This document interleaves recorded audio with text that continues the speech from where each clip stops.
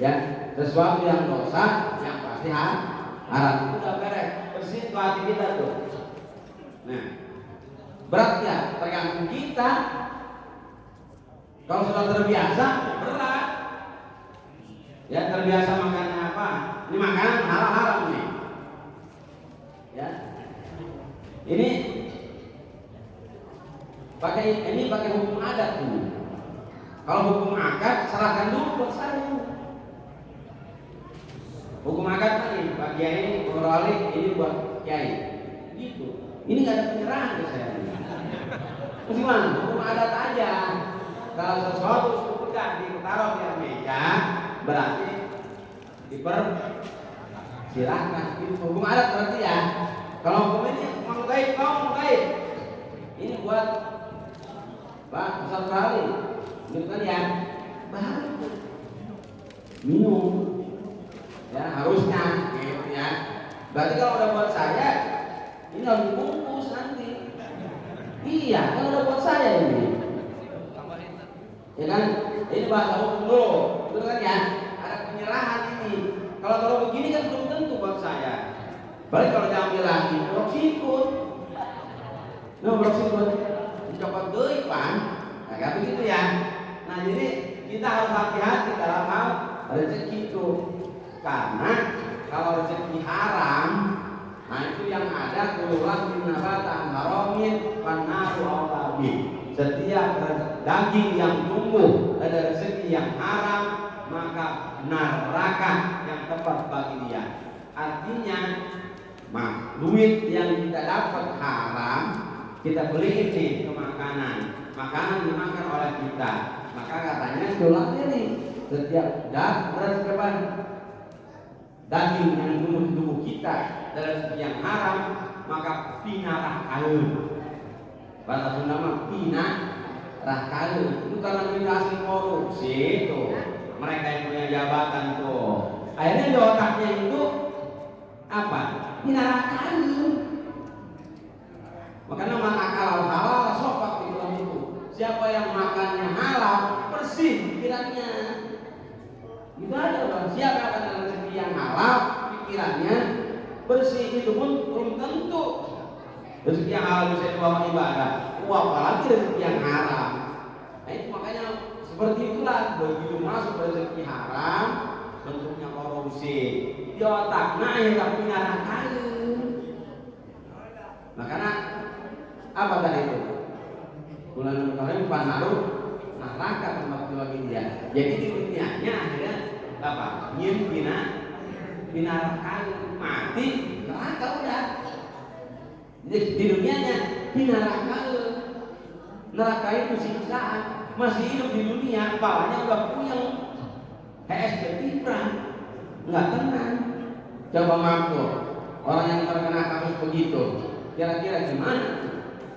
Tibran tuh, Pak saya malam wilan jam 10 tidur, jam 3 kadang bangun, kadang jam 4. Kalau bangun saya tahajud, atau nggak bangun, bukan tahajud lah, udah bablas nggak masalah. Saya jam 10 sampai 11 tidur. Karena nggak ada beban tadi itu, ya berbuat yang haram. Atau sama pulang tidur bangun. Jam 3:30 kadang bangun, ya baru saya sholat al-qadar, sholat subuh enak. Nah coba teman saya yang rezekinya haram, punya banget.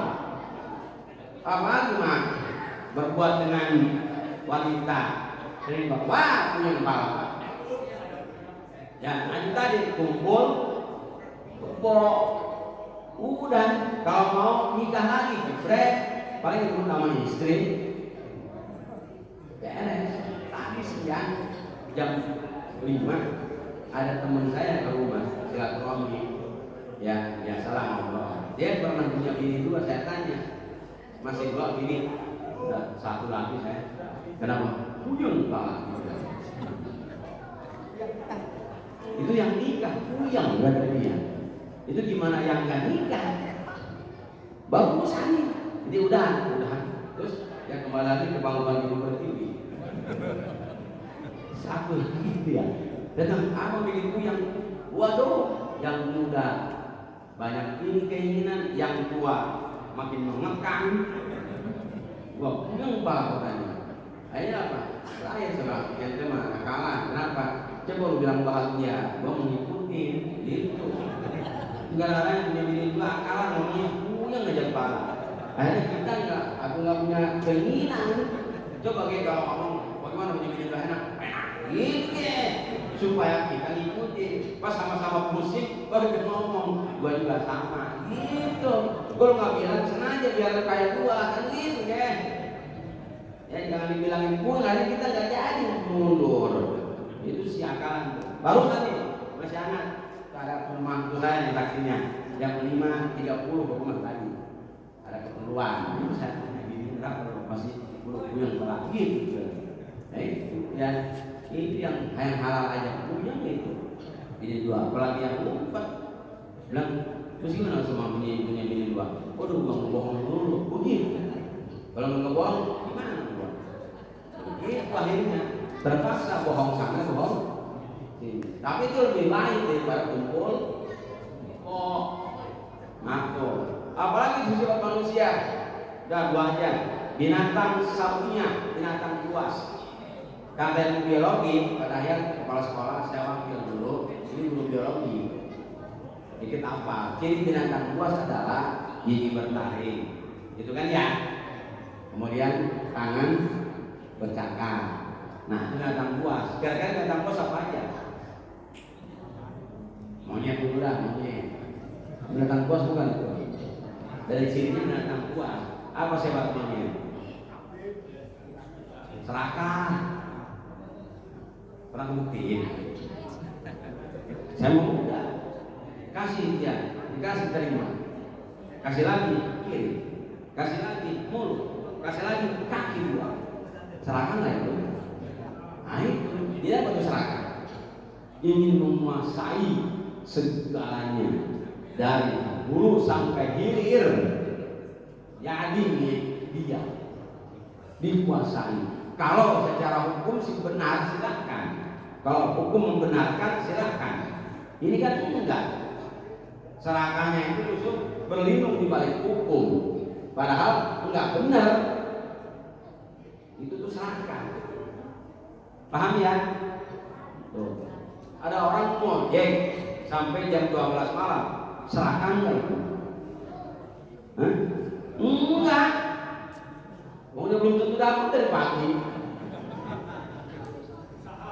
Ya kan? Serakah itu bukan begitu. Ya, monopoli itu serakah. Sekarang saya tanya, ini yang di rumah ibu sama bapak, siapa yang serakah?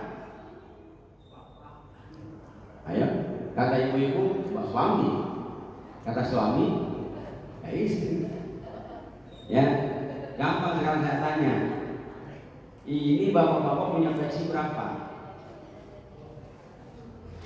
Ada 3 pecinya? 3. Istri punya berapa jilbab? 10. Selemari. Sepatunya? Bapak-bapak yang kerja sepatunya paling 2 biji. Saya pernah ceramah di sebuah kota lah. Dia istri seorang pejabat. Saya polos lagi. Sebelum ceramah saya bawa ke rumah pejabat itu. Di rumah itu ada sepatu bagus banget. Itu sampai etalase 5 tingkat penuh sama sepatu. Saya ngomong, ibu sambil bisnis bu, bisnis apa pakai? Itu sepatunya banyak. Itu sepatu saya semua. Hotshot apa? Mampu. Katanya bukan bisnis, sepatu dia sampai itu rak etalase 5 tingkat penuh. Itu istri itu saya pernah dengan seorang pejabat lah di kota Tangerang. Nggak saya sebutin, ini YouTube, nggak saya ditunjuk. Makanya kalau saya pengen ceramah bebas, gaspol meninggal YouTube.